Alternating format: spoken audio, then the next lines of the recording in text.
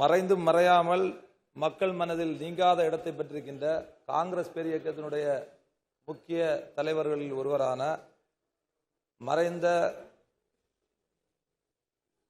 இலக்கிய செல்வர் குமரியார் அவர்களுக்கு கன்னியாகுமரி மாவட்டத்தில் மணிமண்டபத்தோடு கூடிய திருவுருவச் சிலையை அமைக்க வேண்டும் என்று தொடர்ந்து நாங்கள் வலியுறுத்தி வருகிறோம்.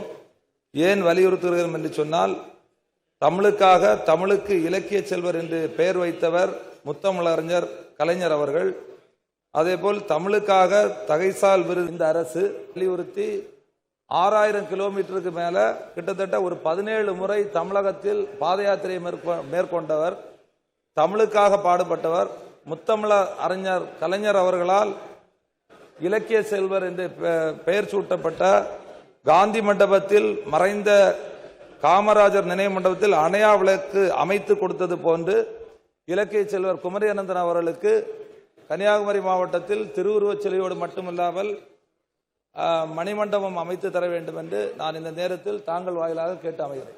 இந்த அரசு 2021ஆம் ஆண்டு பொறுப்பேற்ற பிறகு தமிழ்நாட்டினுடைய வரலாற்றில் இல்லாத அளவுக்கு 5 ஆண்டு காலத்தில் ஏறத்தாழ அரங்கங்கள், மணிமண்டபங்கள், சிலைகள், நினைவு தூண்கள் என்கிற வகையில் 124 அமைப்புகள் ஏற்படுத்தப்பட்டுள்ளது. அதில் சில பணிகள் நடைபெற்று வருகிறது. சில பணிகள் இன்னும் ஒரு 10 நாட்களுக்குள் சில சிலைகள்லாம் திறக்கப்பட இருக்கின்றது. ஆனால் 5 ஆண்டு காலத்தில் கூட மன்னிக்கும் 10 ஆண்டு காலத்தில் 2011 முதல் 2021 வரை மணிமண்டபங்கள், சிலைகள், நினைவு சின்னங்கள் என்கிற வகையில் 30 எண்ணிக்கையில் தான் அது அமைக்கப்பட்டது. ஆனால் இந்த 5 ஆண்டு காலத்தில் 124 அமைப்புகள் இன்றைக்கு உருவாக்கப்பட்டிருக்கு என்பது இந்த நேரத்தில் நான் தெரிவித்துக் கொள்ள கடமைப்பட்டிருக்கின்றேன். எனவே குமரி அனந்தன் அவர்களுக்கு நிச்சயமாக எதிர்காலத்தில் நிதிநிலைமைக்கு ஏற்ப மாண்புமிகு பேரவைத் தலைவர் சொன்னது போல வருகிற காலத்தில் 2.0 ஆட்சி நிச்சயமாக நம்முடைய மாண்புமிகு முதலமைச்சர் தலைமையில் அமைய இருக்கிறது.